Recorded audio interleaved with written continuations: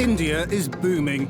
It's joining the elite club of global superpowers. India has it now. India should just go and pick it up. Within a generation, India's economy will overtake Japan and Western Europe to become the third largest in the world. But underneath this glittering modern surface lie some painful realities. India is a country where tens of millions are born into poverty. India is blooming only for the rich, not for the poor.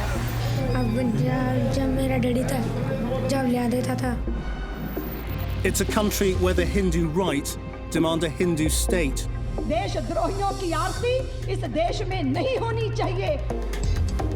And it's a country where the hierarchy of the caste system still leaves those at the bottom to clear up human excrement.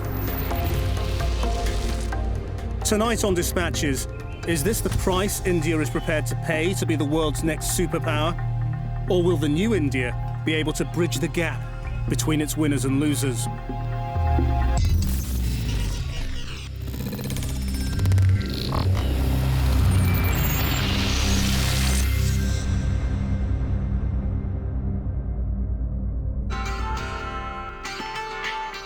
Mumbai, India's financial capital and a driving force behind the country's economic miracle. In the 20th century, India was just another struggling third world country. Now its economy is growing at an incredible 9% a year, the second fastest in the world. This is a country with more billionaires than anywhere else in Asia. One of them is Jignesh Shah. India is passing through a very exciting time. There's a huge economic boom. In simple term, you can say that all the international brands are available from Ferrari to Mercedes to private jet. Corporate India is seizing control of businesses around the globe, and Britain is a prime target. Indian tycoons have taken over Britain's steel industry, and they've got everything from whiskey distillers to financial services in their sights. From his offices in Mumbai, Jignesh Shah runs a global operation, creating high-tech ways to do age-old business. In his online exchange, commodities like natural gas, silver and gold are traded electronically. Jignesh has created a $2 billion empire from scratch that's catapulted him into the top 40 of India's rich list. Where would you see yourself in a few years' time? Between Tokyo and London, we will stand as the #1 exchange in that region and connecting the market, bringing the Indian potential to the world. £2 billion worth of trading goes on this exchange every day. No wonder the goddess of wealth is looking on. In the new India, old beliefs endure, and Hinduism, the religion of 80% of the population, goes hand in hand with the economic miracle. For billionaires like Jignesh Shah, that means regular visits to a Hindu temple to offer prayers to Ganesh, the god of good fortune. It is belief in Hinduism that you start anything with the Ganesh god, it removes all the hurdles. So does it work?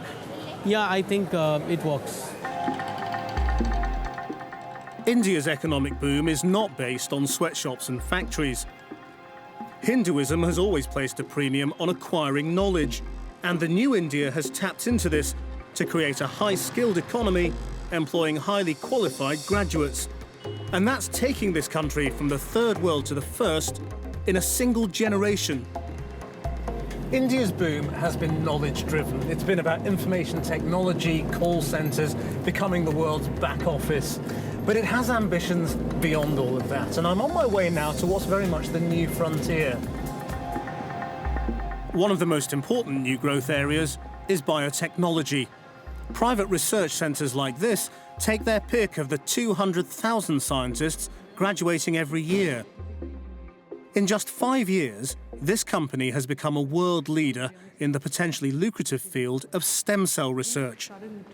So this is the non-sterile area where you have all the equipments like... The team here are in a race with the best labs in the world to produce cures for Parkinson's disease and heart failure. Around the world, there's no embryonic stem cell therapy still available. So I would say that we are one of the leaders in this area. But there's another reason for its rapid success. Using human embryos for this research is highly controversial in the West, where it comes up against religious taboos. But in India, it doesn't offend Hindu sensibilities, seen instead as simply a part of the knowledge economy. Government in India is quite friendly towards embryonic stem cell research. We really don't have any major concerns as far as stem cell research in India is concerned. Do you ever get protesters outside? No, we don't. Are there any lobby groups trying to shut you down? Absolutely not.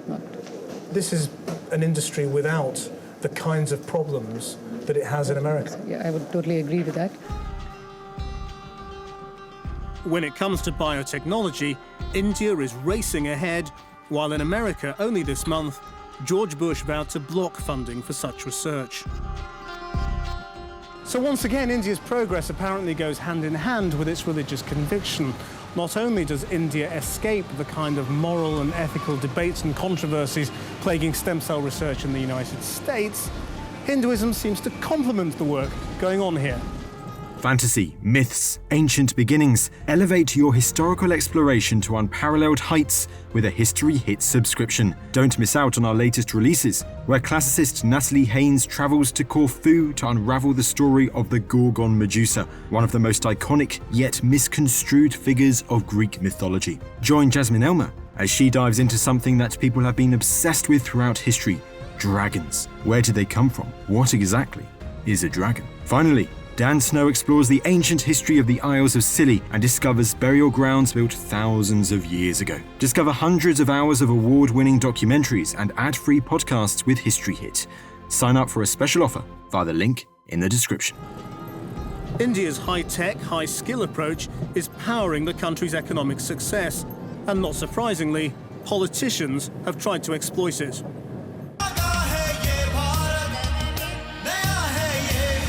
At the last election, the then government went to the polls with the slogan, "India Shining."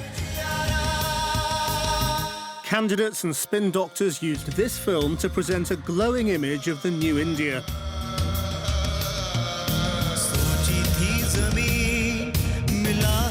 With the economy booming, the government expected to triumph. But the campaign backfired, and they were kicked out of office. Millions of Indians knew that India was shining, but not on them. This is Dharavi, a slum in the centre of Mumbai that's home to more than 700,000 people. Across the city, millions more live in places like this.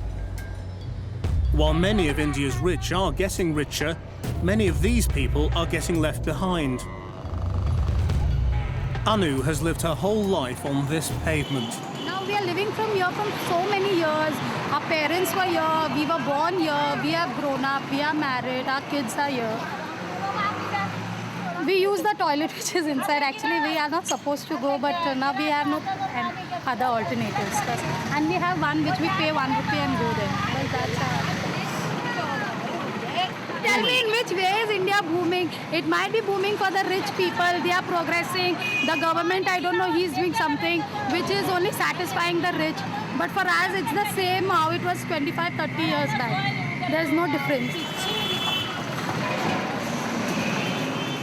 In the cities, you can't miss the poor. The rich pass by them every day. In rural India, there are millions more in poverty who remain hidden far from sight. "700 million people live in India's countryside. That's almost 3/4 of the population. And out here, there's a huge tragedy unfolding. I've travelled nearly 200 miles from the capital, Delhi, to the state of Punjab, supposedly one of the richest agricultural areas in the country. It's so lush out there, you can see why they call Punjab India's breadbasket, and it is one of their great post-independence achievements that the Green Revolution, as they called it in the 1960s, ended famine in India. But these days, that phrase, the breadbasket of India, is starting to feel a little hollow to quite a lot of the farmers on this land. Most farmers only have a couple of acres, yet they've had to buy tractors, expensive fertilizers and irrigation pumps to grow wheat and rice, and that's got them heavily into debt, forcing them into the hands of the moneylenders. To break the cycle of debt, farmers were encouraged to grow cash crops like cotton. They were auctioning the last of this year's crop as I arrived. Cotton has turned out to be expensive to produce. In recent years, the crop has failed for many farmers, and with prices at market low, debts have simply got worse for people like Baljinder Singh. छोटे जिमीदार ਨੂੰ ਤਾਂ ਬਿਲਕੁਲ profit ਹੈ ਨਹੀਂ ਹਾਂ ਉਹਦੀ ਤਾਂ ਮਤਲਬ ਖਰਚਾ ਵੱਧ ਹੁੰਦਾ ਹੈ ਤਾਂ ਮਤਲਬ ਆਮਦਨ ਘੱਟ ਹੁੰਦੀ ਹੈ ਜੀ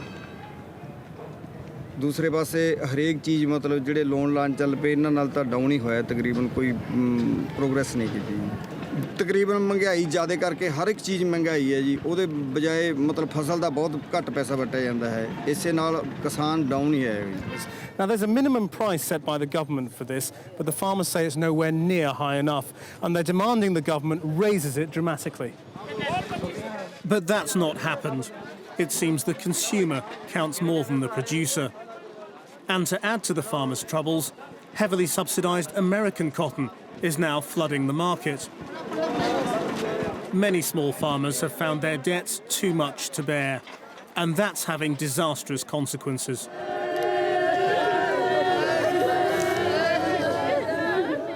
Every day, individual tragedies are unfolding.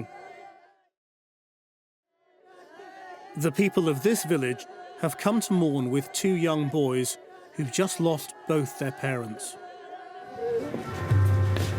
This is your brother? Bahadur Singh had only 2 acres. In his efforts to grow cotton, he'd got heavily into debt with local moneylenders. How old was he? He was forced to sell his land, losing what little he had.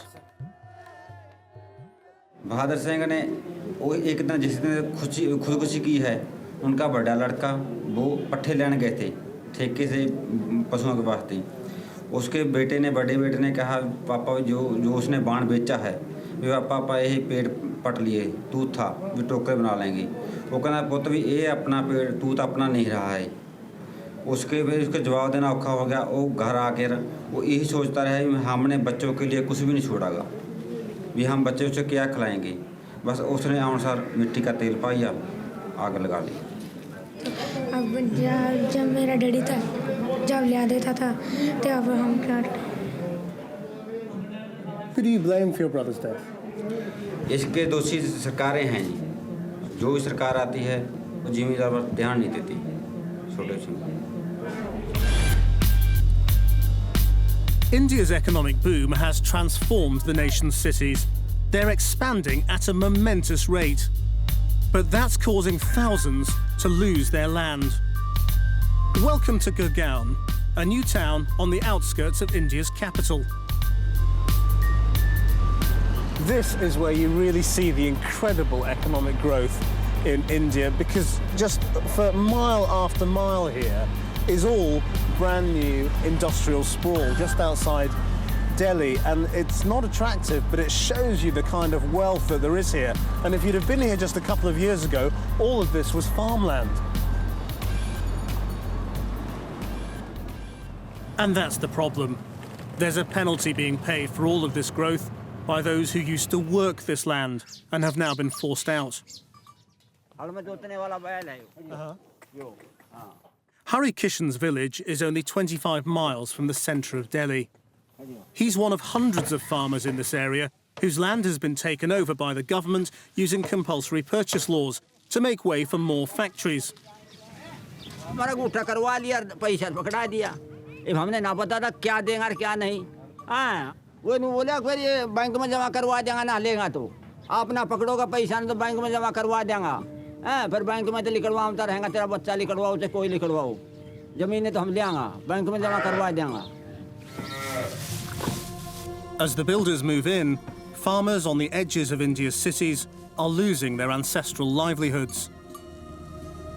परेशानियाँ हो रही हैं धन की हो रही है ज़्यादा गौवा की इनकी सेवा में लाग रहे हैं हम हाँ इन्हें कहाँ बढ़ाएंगे भाई बात है इन्हें बेचारियाँ छोड़ देंगे और क्या कराएंगे पता गौवा की जब ज़मीन गांव के अंदर नहीं है डाटने की तो फिर छोड़ देंगे इन बेचारियों ने और क्या करेंगे हाथ जोड़ लेंगे इनसे भाई हम तो गवर्नमेंट ने मार दिया और कहीं जाओ थारी मर्जी कर और क्या करें हाँ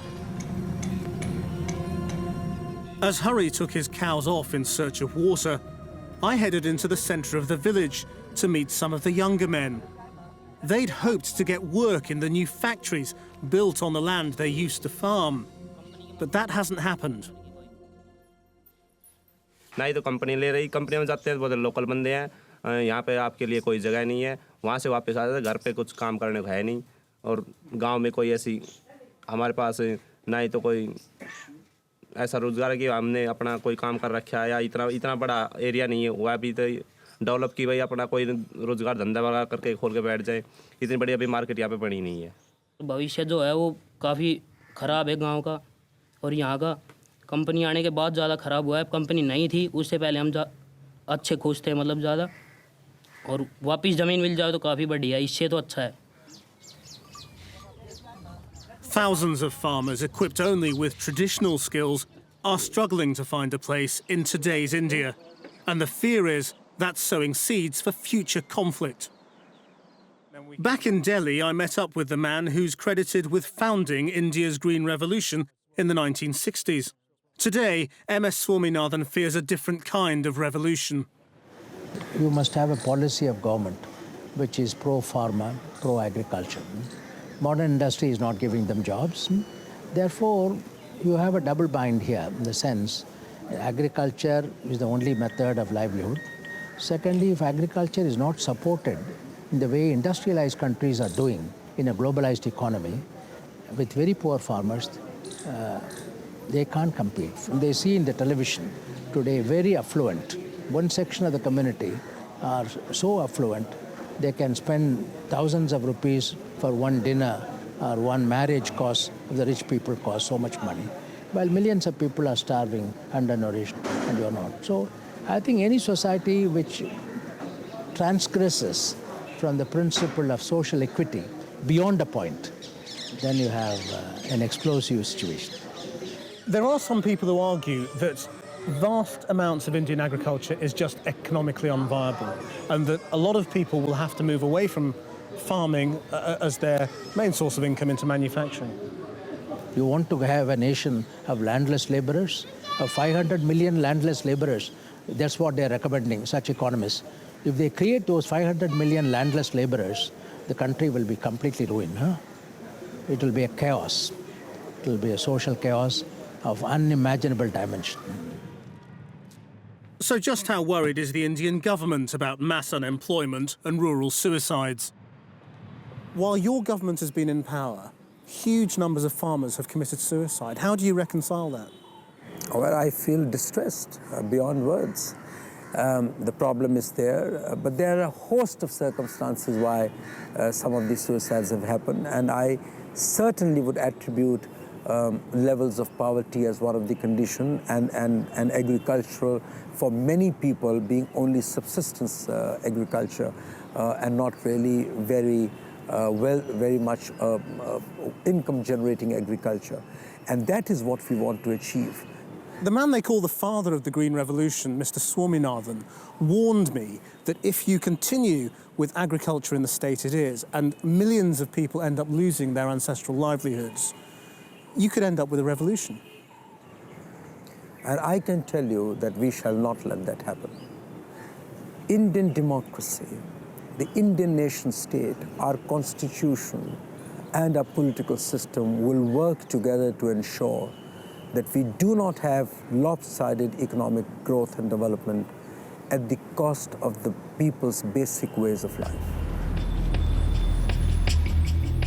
Small-scale farmers are not the only people who are struggling to find a place in the new India. Many Muslims say that their faces don't fit either. As I was on my way to uncover that story, something unexpected happened, which brought the issue clearly into focus. We've jumped our plans and headed out of town because a few hours ago we heard that the main train from Delhi to Lahore in Pakistan was hit by a terrorist attack.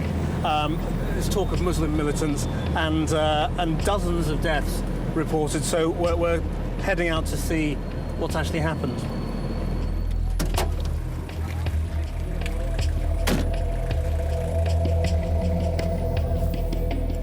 Trains have become popular targets for terrorist attacks in India, often rooted in the tensions between India and Pakistan.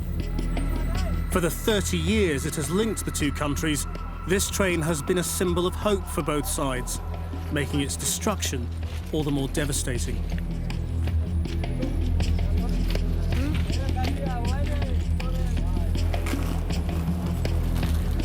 The fire is believed to have been started with suitcase bombs.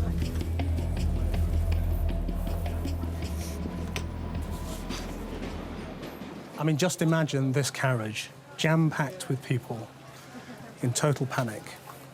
You can't get out because there's bars on the windows. You can't get out of the door because the doors are locked.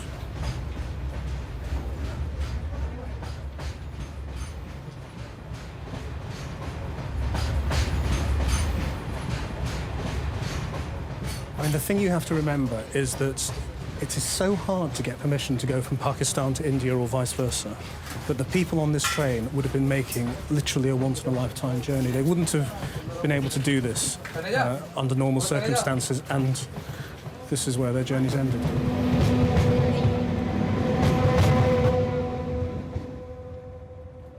At the nearby hospital, 65 bodies are awaiting burial, many of them badly charred. Bags of ice are being used to keep them preserved in the hope that relatives can identify them. Who is she? भाभी हूँ पाकिस्तान जा रही थी लाहौर जा रही थी ये अपने भतीजों से मिलने के लिए हमने यहाँ फिर देखा तो हमें पहचान में नहीं आया लेकिन हम दोबारा जब उनके पास आए ना तो देखा तो पासपोर्ट वगैरह मिला उससे हमने पहचान की बहुत ही गलत है इससे आतंकवादियों के काम तो पूरे होते नहीं है इसमें इंसान है चाहे वो हिंदू हो या मुसलमान हो इनसे उनके मंसूबे पूरे नहीं होते Most Indians blame these attacks on a Muslim minority supported by Pakistani groups opposed to the peace process. But it's India's mainstream Muslims who face the backlash.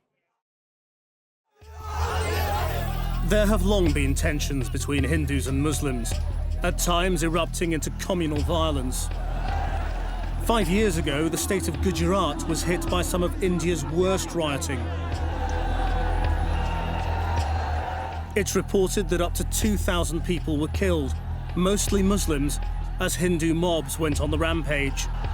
It followed an attack on a train in which 59 Hindu pilgrims had been killed. Human rights organisations claimed the mobs had been stirred up by the politics of Hindu nationalism.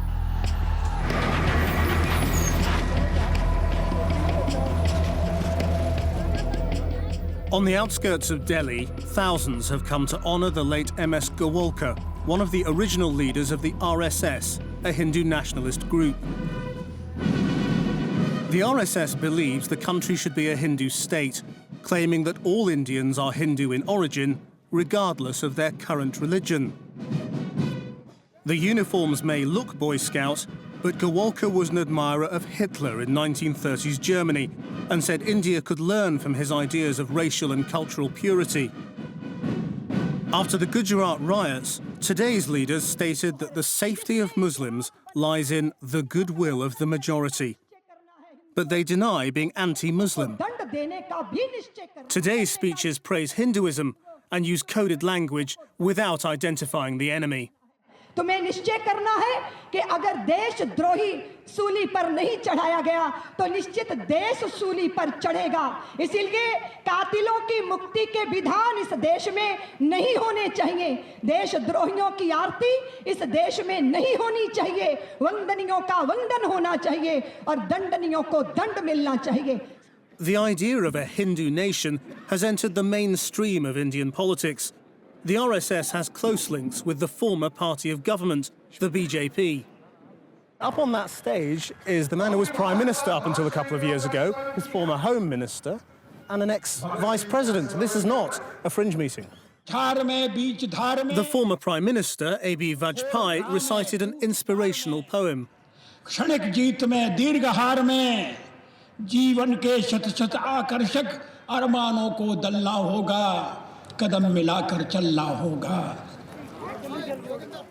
As I left the rally, some of the younger supporters were certainly fired up.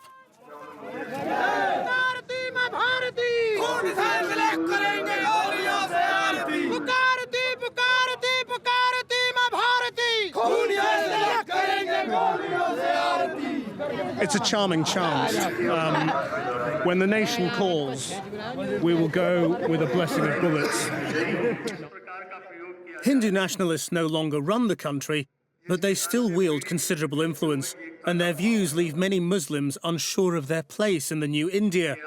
Many of them feel it fuels anti-Muslim prejudice.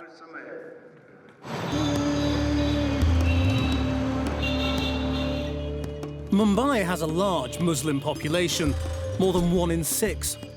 Many live in poorer areas of the city and struggle to join the new, booming India. Wasim Thankar is a commerce graduate. Despite his degree, he works in his father's corner shop, unable to get the job he studied for. My dream job was to be an accountant, but I didn't get that opportunity. So to earn my livelihood, I carry on with my father's job. Why do you think you didn't get a job? Due to discrimination. If it won't mean any discrimination, I would have got to get the job. Simple thing. Do you think there's a lot of discrimination? Yeah, there is a lot of discrimination. And it affects all the people here? Yeah.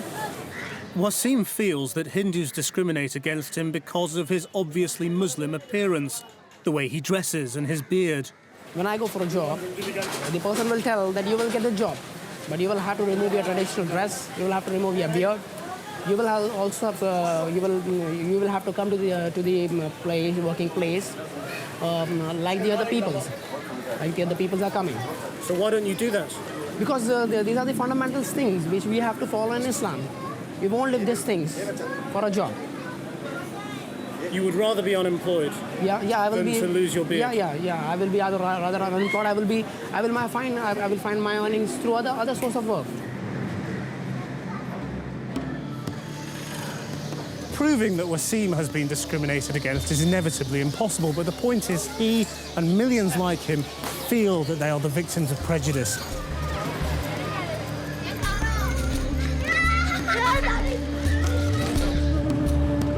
Muslims who do manage to get ahead come up against other barriers.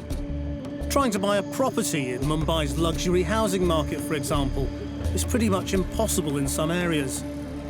Successful businessman Salim Awari has been attempting to buy a flat in this complex for the last 4 years. When I went there, very first day, they gave us a form. They asked us to write details, your name, telephone number and all, and they told us, okay, we will call you later. But they never called us. When I repeatedly called them, they said first phase is over, we'll call you for second phase, then second phase was over, then third phase was over. So I think almost 1,100 flats they have sold out, and they never call us. Sometimes they, directly says, okay, we don't have space, and sometimes they say, okay, sorry, we don't give it to Muslims. They've said that to your face? Yes. How do you feel about what's happened to you? I feel very bad. I feel insulted. I feel humiliated. It's disgusting. I decided to take a look for myself, posing as an investor from London. One of my colleagues followed with a hidden camera. Another acted as translator.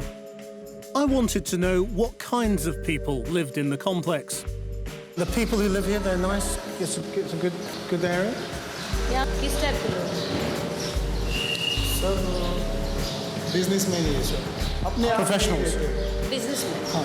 आप में रहते हैं और mix up हो जाते हैं जल्दी से. अच्छा. और क्या कम्युनिटी के लोग रहते हैं यहाँ पे? मुस्लिम छोड़ के कोई. मुस्लिम्स नहीं हैं? नहीं कोई. Nowhere. पूरे ब्लॉक में कोई नहीं? Muslim is not allowed. The current government has faced up to the widespread discrimination being endured by India's Muslims and recently published a report detailing the abuses. Activists say it's time for action, and they're using street meetings like this to urge Muslims to stand up for their rights.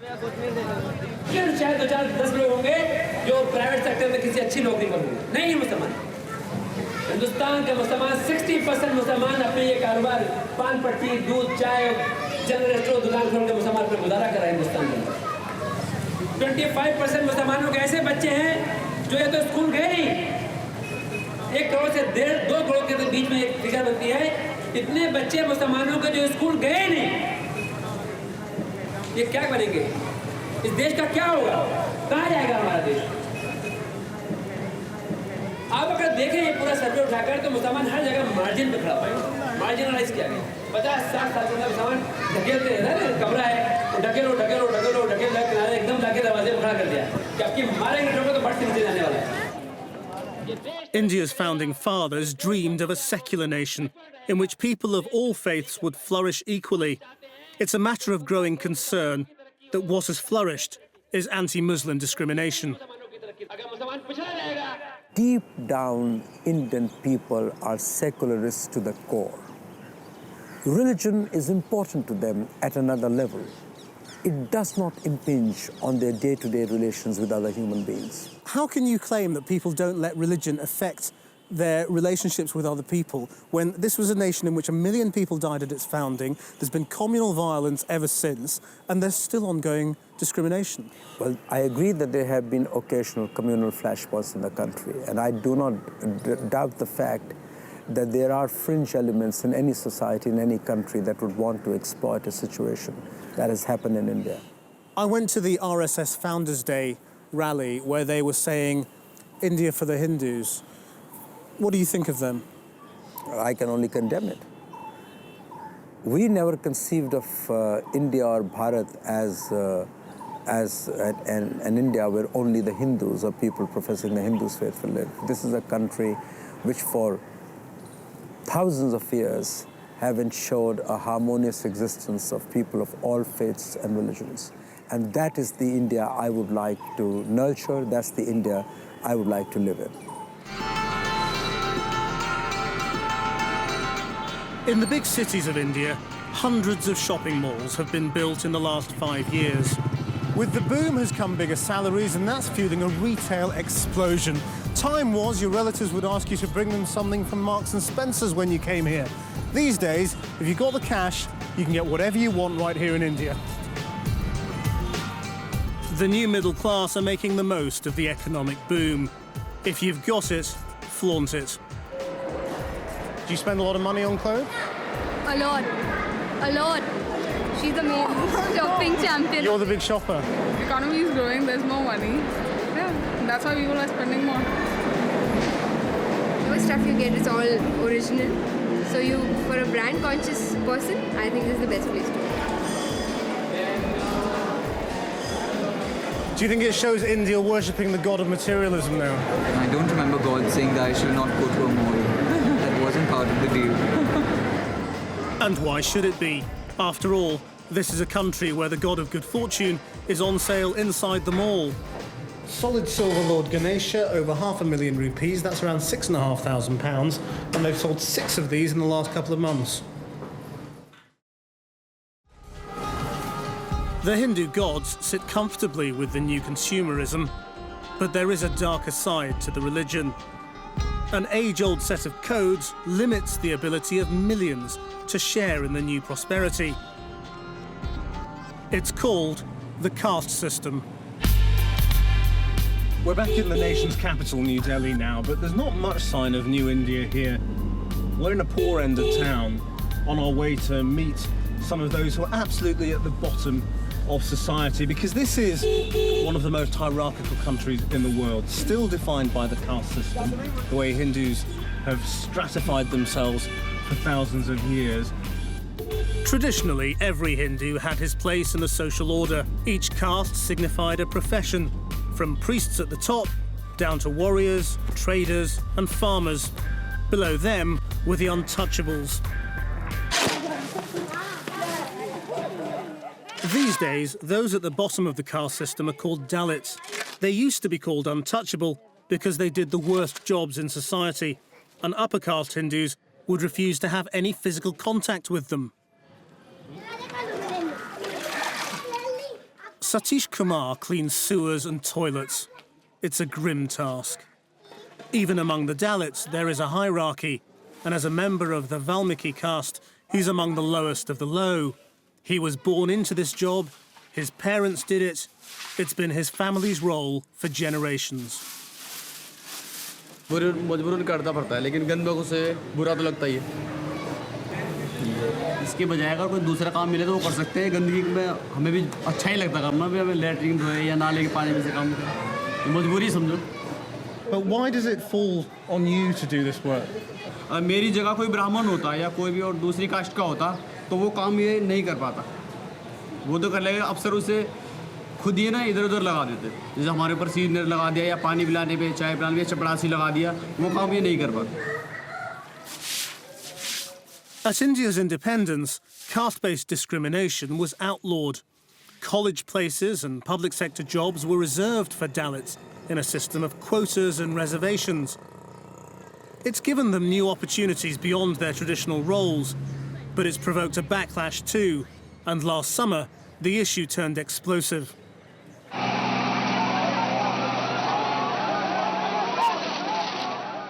Government plans to extend the quotas to other low-caste Hindus, known as the other backward castes, led to mass demonstrations by upper-caste students.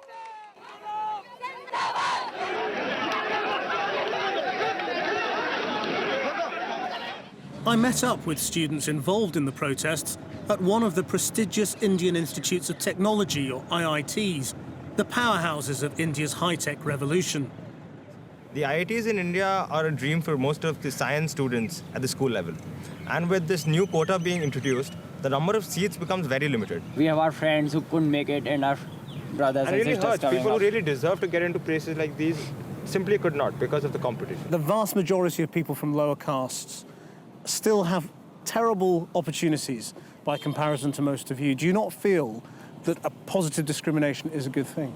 The government simply does not do anything for the education of these backward classes at the younger level. The study pattern and the courses of study are not very easy. And you're saying there are students just not up to it? Exactly. But do you not see that all of you are from privileged backgrounds? And by virtue of your birth? I would like to say that had it been genuine upliftment of the poor or the underprivileged caste, all of us would have been for it. Breaking down the injustices of the caste system will take generations. It's left millions like Satish feeling there's little hope for his future or for that of his children. अगर बच्चे ये पूछते हैं कि ये क्यों कर रहे हो आप गंदी का काम, घर वाले सभी कहते हैं गंदी का काम मत करो, तो मैं कहता हूँ बेटा तुम्हारा पेट पालेगा, अगर नहीं करूँगा तो आप भूखे मर जाओगे। Will your children end up doing this as well? तो यही करना पड़ेगा। Upper caste students feel that having quotas and reservations increases prejudice against the lower castes. At the student level, it creates a kind of distinction. Amongst the students, there is this mentality, I'm sorry to say, but there is this mentality that a certain section of the students have come through a particular quota. And the mixing between the students is not of that level. So it's created separation within the university? Virtually there is this divide between the general category students and the reserved category students. Do you think it's reinforced the caste system? It has to a certain extent in trying to do away with it. Some Dalits have given up their Hindu faith in their desperation to find a way out of the injustice of the caste system. As Hindus, all these people here would have been condemned as Dalits, as untouchables. So their answer has been to find another religion. They've all converted to Buddhism, a religion that doesn't have a caste system. They believe it offers an end to the humiliation from the upper castes that's depicted on the walls of their temple. Hundreds of thousands of Dalits have converted to Buddhism in this way, but they're never truly able to escape the discrimination from some upper caste Hindus.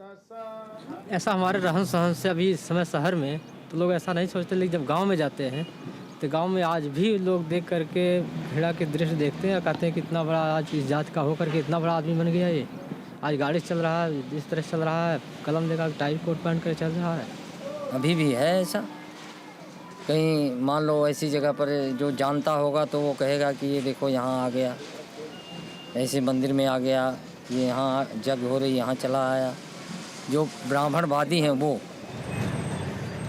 It's clear caste is still central to Indian society, however much the government attempts to tackle it. For even though people acknowledge discrimination is wrong, they still hold on to their caste identities. And that surely makes discrimination inevitable. You can see it in Indian newspapers, where there's not just a Lonely Hearts column, there's a whole section devoted to marriage partners.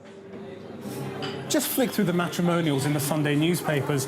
The front page may say cosmopolitan, and that's the ones where caste isn't an issue.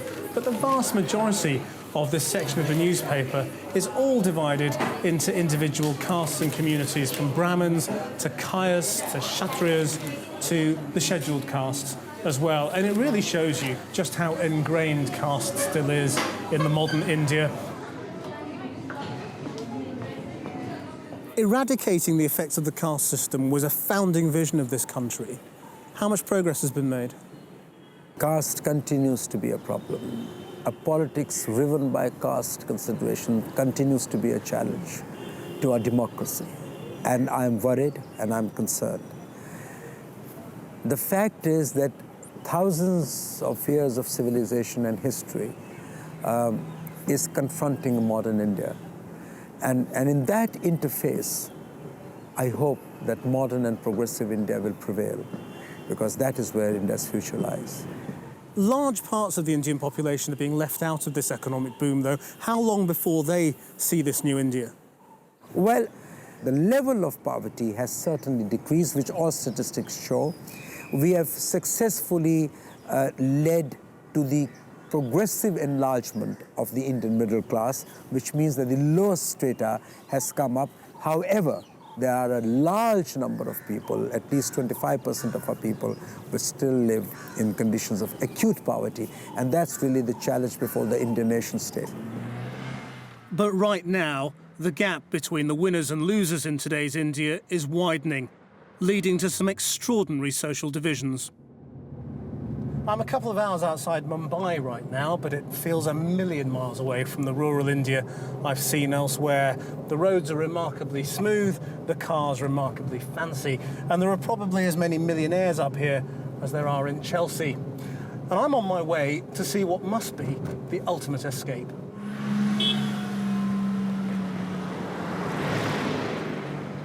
Ambi Valley is a huge gated community where the ultra-rich can protect themselves from the uglier realities of Indian life.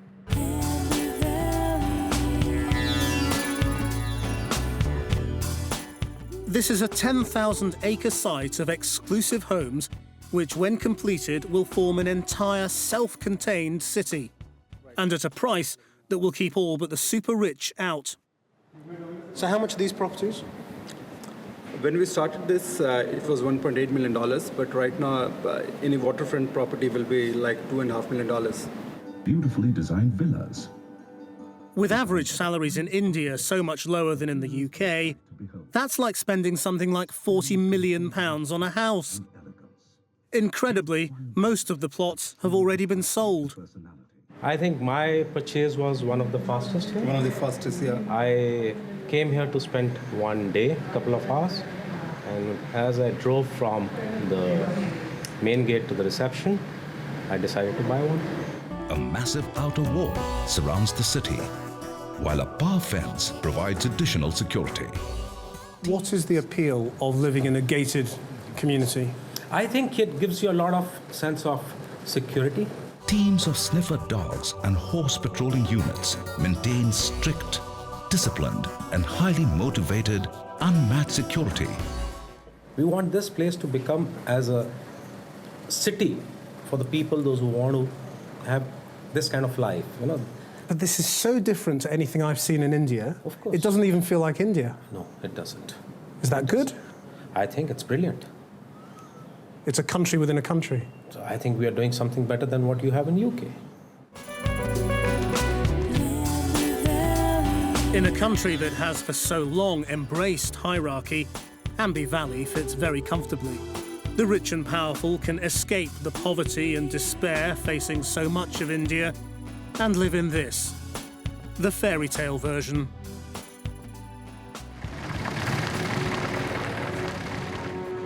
My last encounter with booming India revealed its challenges in stark relief. Here in Mumbai was yet another building site for yet more high-tech businesses that are powering the economic boom. Building them are hundreds of migrant workers, unable to make a living in the countryside.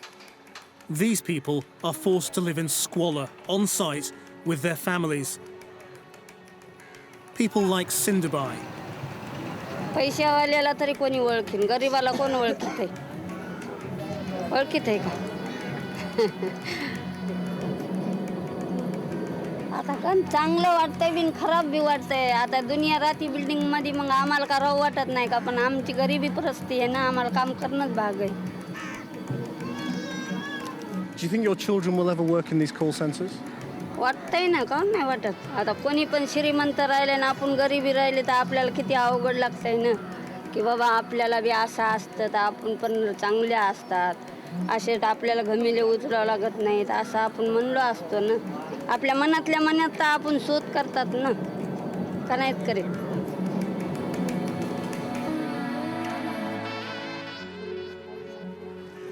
I've spent a lot of this journey looking for the people left behind in this great Indian miracle, and the poverty has been shocking and the discrimination painful to witness at times. But I've had to keep reminding myself that the economic boom is very real. This is becoming one of the world's great powers.